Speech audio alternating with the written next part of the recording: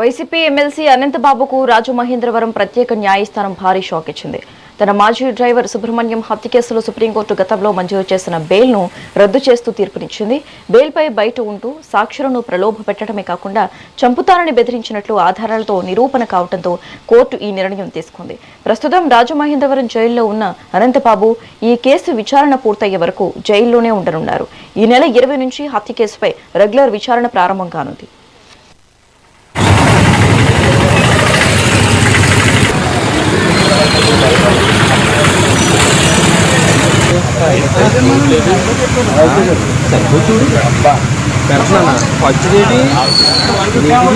నీకే పెట్టేసాను అప్పుడు తీసుకోండి వేసేసుకో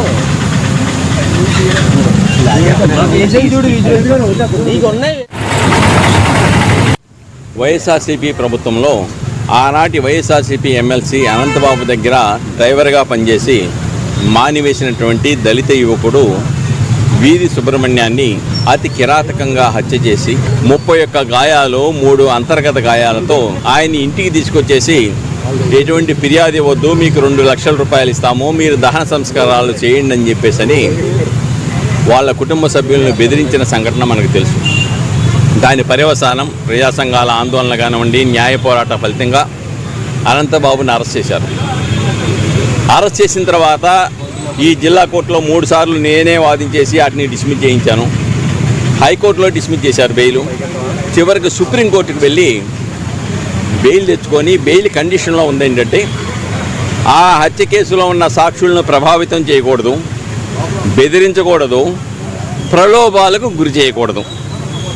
ఈ నిబంధన ఉల్లంఘిస్తే బెయిల్ రద్దు అవుతుంది.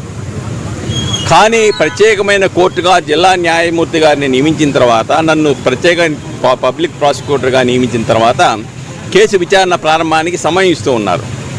ఆ సమయంలో వీధి సుబ్రహ్మణ్యం హత్య కేసులో అనంతబాబు ముద్దాయిగా ఉన్న కేసులో ప్రధానమైన సాక్షులను 4గురిని పట్టుకెళ్ళిపోయి ఒక అపార్ట్మెంట్లో పెట్టేసి ఒక్కొక్కరికి 1 లక్ష రూపాయల చొప్పున ఇచ్చేసి అనంతబాబుకు అనుకూలంగా సాక్ష్యం చెప్పిన తర్వాత ఒక్కొక్కళ్ళకి మరొక 2 లక్షల రూపాయలు ఇస్తామని చెప్పేసి వాళ్ళని బెదిరించి భయపెట్టి ప్రలోభాలకు లోనే విధంగా తప్పనిసరి పరిస్థితిని సృష్టించారు. దాని మీద ఆ 4గురు మరుసటి రోజు ఉదయం సర్పవరం పోలీస్ స్టేషన్కి వెళ్ళి 4 లక్షల రూపాయలు పోలీసు వాళ్ళకి స్వాధీనం చేసి, ఇదిగో మమ్మల్ని ఈ విధంగా సాక్ష్యం చెప్పొద్దని బెదిరించారని చెప్పిన దాని మీద మరొక కేసు అనంతబాబు మీద, అతని అనుచరుల మీద మరొక కేసు నమోదు చేశారు. దాంట్లో అనంతబాబుని అరెస్ట్ చేశారు. ఇంకొక 2 అనుచరులని ప్రస్తుతం మొన్న అరెస్ట్ చేసి జైల్లో ఉన్నారు ఇప్పుడు.